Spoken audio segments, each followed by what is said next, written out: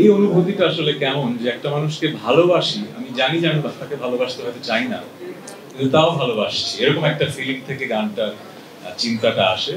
এই গান হয়তো মোড়ে মোড়ে বাজবে না, এই গান হয়তো নিয়ে অনেক ধুমধাম হবে না, কিন্তু যেটা হবে অসংখ্য মানুষ একা ধরে এই গানটা শুনবে, আমার সেই বিশ্বাস। গানটা স্যাড ব্যালাড গান। আমি তো আসলে গত 20-22 বছরের স্যাড ব্যালাড গানের জন্যই আপনাদের কাছে বেশি ভালোবাসা পেয়েছি। অনেক জনরেরই গান করেছি, কিন্তু স্যাড ব্যালাড আমার স্বকীয় ধারাই বলা যায়। সো যখন গানটা লিখেছি তখন মনে হচ্ছে যে কি নিয়ে লেখা যায়, কারণ এত গান আমি লিখেছি, আমার আশেপাশে কত ভালো ভালো গীতিকাররা লিখেছে প্রেম নিয়ে, কি নিয়ে লেখা যায়। আমার যেটা মনে হয়েছে প্রেমের কোন অংশটা নিয়ে গান লেখা হয়নি সেরকম একটা অংশ খুঁজে বের করার চেষ্টা করি। আমার যেটা মনে হচ্ছে প্রেমে অনেক সময় একটা অধ্যায় থাকে, যখন মানুষ আরেকটা মানুষের প্রেমে পড়ে যায়, অনেক প্রেম, তখন অনেক প্রত্যাশা থাকে, তাই না? প্রত্যাশার পূরণ না হলে কি হয়? অভিমান, কষ্ট। যখন অনেক বড় ভুল হয়ে যায় তখন কিন্তু কষ্টটা অনেক বড় হয়ে যায়। কিন্তু এমনও তো হয় যে আপনি যাকে ভালোবাসেন তাকে আপনি ভালোবাসেন, কিন্তু সে যে কষ্টটা দিয়েছে সেই কষ্টটা আপনি পুষে রাখছেন, আপনি কষ্টে চুরমার হয়ে যাচ্ছেন, কিন্তু আপনি ভালোবাসাটা থেকে নিজেকে মুখ ফেরাতে পারছেন। এই অনুভূতিটা হয় না? যে একজন মানুষকে ভালোবাসি আবার একজনকে ঘৃণাও করি একই সাথে।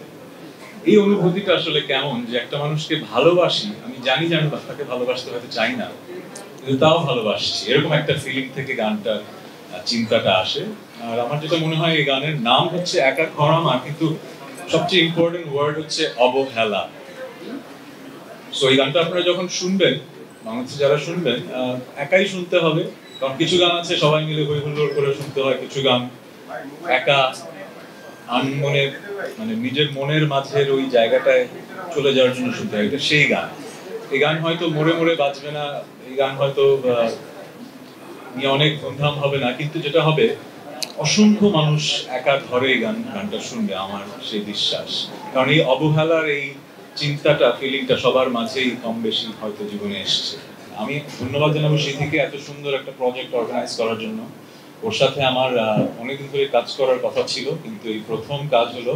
সো খুবই খুবই শিল্পী, thank you Sithi for this invitation.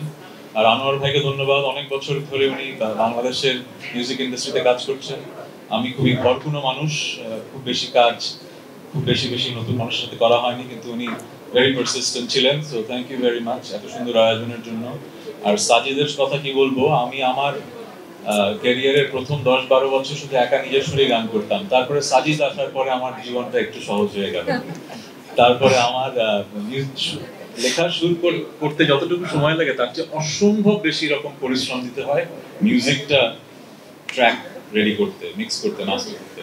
So Sajid আসাতে আমার সেই কাজটা অসম্ভব সহজ হয়ে গেছে। আর আমার ধারণা না, আমার বিশ্বাস, আমার গলার মিক্সিংটা আমার জীবদ্দশায় সাজিদের চেয়ে ভালো কেউ করতে পারেনি, পারবেও না। I am grateful that he exists.